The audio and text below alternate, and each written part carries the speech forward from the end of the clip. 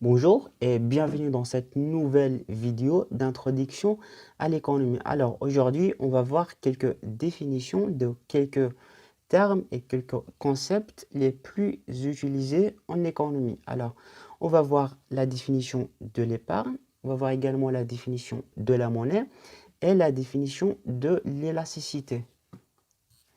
Alors, voilà la définition de l'épargne. Donc, l'épargne est la part du revenu qui n'est pas utilisée pour la consommation immédiate et qui est mise en réserve en vue d'une dépense en futur ou d'un meilleur rendement. Donc, l'épargne, c'est la partie du revenu qui n'est pas destinée ou bien qui n'est pas consommée immédiatement, qui est réservée. Il y a plusieurs théories d'épargne pour les classiques. Donc, pour les classiques, considère que le niveau d'épargne est déterminé par le taux d'intérêt. Si le taux d'intérêt est élevé, les agents économiques vont épargner, car l'épargne lui permettra d'assurer des revenus dans le futur et l'inverse, des revenus élevés. Et l'inverse, si le taux d'intérêt est faible, l'agent aura tendance à la consommation immédiate. Donc, pour les classiques, ils considèrent que l'épargne, ou bien le montant de l'épargne est déterminé par le taux d'intérêt. Si le taux d'intérêt est élevé, les agents auront tendance d'épargner. Et l'inverse, si le taux d'intérêt est faible, les agents économiques auront tendance à la consommation immédiate. Par contre, les économistes keynésiens, c'est le niveau du revenu qui détermine la part consacrée à l'épargne. Et plus le niveau du revenu est élevé, plus la part de l'épargne est élevée aussi. Et à l'inverse. Donc pour les économistes keynésiens, ils considèrent que c'est la part du revenu qui détermine la part de l'épargne.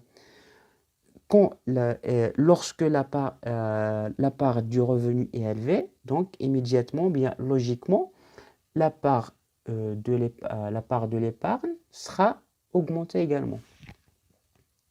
Alors, pour l'épargne, il y a trois formes. Donc, l'épargne des ménages, l'épargne pour les entreprises et l'épargne de l'État. Donc, pour l'épargne des ménages, donc les ménages utilisent l'épargne soit pour affronter les risques, maladies ou bien quelques risques, ou bien l'achat de logement, l'achat de l'immobilier, ou ça peut être achat des actions, obligations, ou bien ouvrir un compte de placement. Donc, les ménages épargnent soit pour affronter des risques, soit pour acheter un bien immobilier pour se loger en futur, soit pour ils placent leur argent dans la banque, tout simplement. Pour les entreprises, donc, ça correspond à leur autofinancement, c'est-à-dire la part des bénéfices qui ne sont pas distribués aux actionnaires. Donc, l'entreprise épargne pour investir dans son projet, pour financer ces projets sans besoin d'aller prêter l'argent près de la banque. Pour l'État, pour l'État, ça dépend de l'excédent des recettes sur les dépenses publiques. Quand l'État a des recettes plus importantes, bien plus élevées aux dépenses, donc il va épargner. Donc, l'État épargne tout simplement pour, premièrement, financer ses projets sans aucun besoin de faire des crédits auprès des autres organisations, bien auprès des banques internationales, ou bien c'est pour faire des dons pour financer des autres entreprises, c'est-à-dire acheter des actions des autres entreprises pour les aider pour financer ces projets, tout simplement. Donc, pour les motifs de l'épargne, on a trois. Après tout ça, donc, il y a trois motifs de l'épargne. Donc, l'épargne, le premier motif, c'est le désir d'économiser en vue d'effectuer des achats en futur, soit logement, terrain, etc. Ou bien, deuxième critère, deuxième motif, c'est la constitution d'une réserve face à l'incertitude dans le futur, soit chômage, maladie, crise, etc. Ou bien la troisième critère, c'est la constitution ou le développement d'une affaire. Par exemple, quand les ménages épargnent pour créer une entreprise en futur. Alors, pour la monnaie désigne tous les moyens de paiement dont les agents économiques disposent pour régler les échanges économiques avec les autres agents. Donc la monnaie est caractérisée par la confiance de ses utilisateurs. Les agents économiques l'accordent dans sa valeur.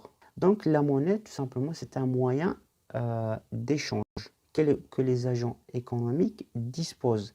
Et c'est la confiance que ces agents accordent à la monnaie qui le donne disons, cet caractère. Donc la monnaie remplit trois fonctions principales. Unité de compte, réserve de valeur et intermédiaire des échanges. Donc on va les voir en détail. Donc la monnaie comme instrument de paiement.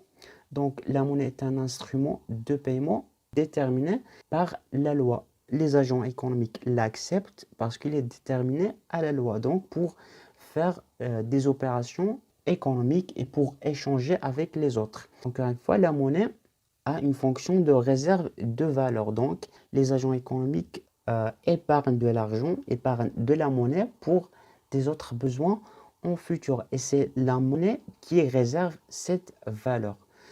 La monnaie également est une unité de compte. Donc, c'est un moyen standard d'expression de la valeur.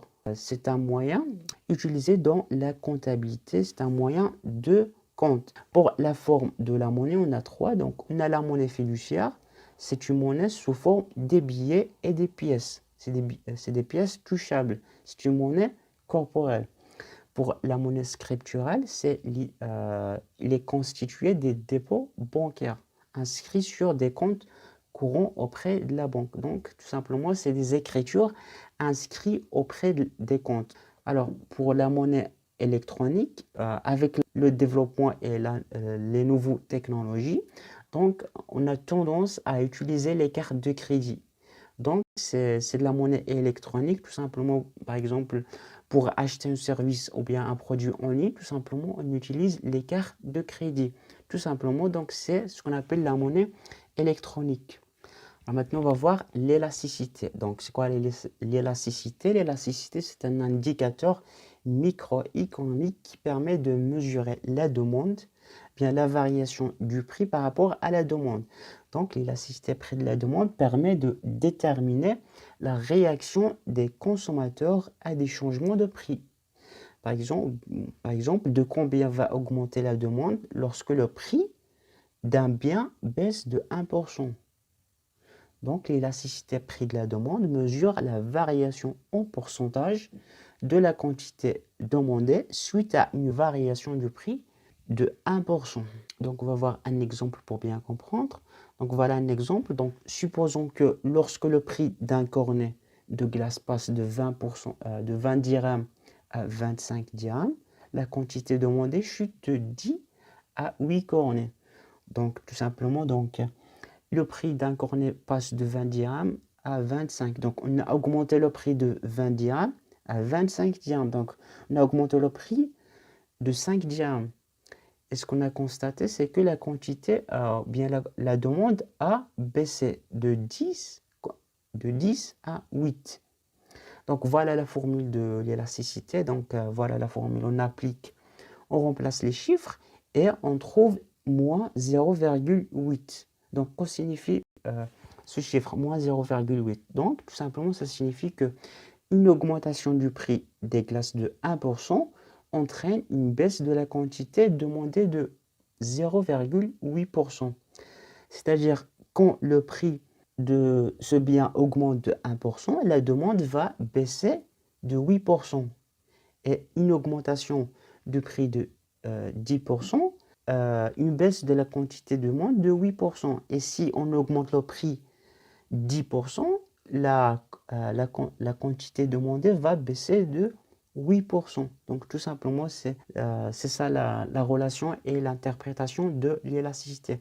Donc voilà, j'espère maintenant que vous avez compris ces définitions. Donc si vous avez d'autres questions, bien des propositions, vous pouvez toujours les laisser dans les commentaires. Pour recevoir les prochaines vidéos, abonnez-vous. Allez, je vous dis bon courage et à bientôt.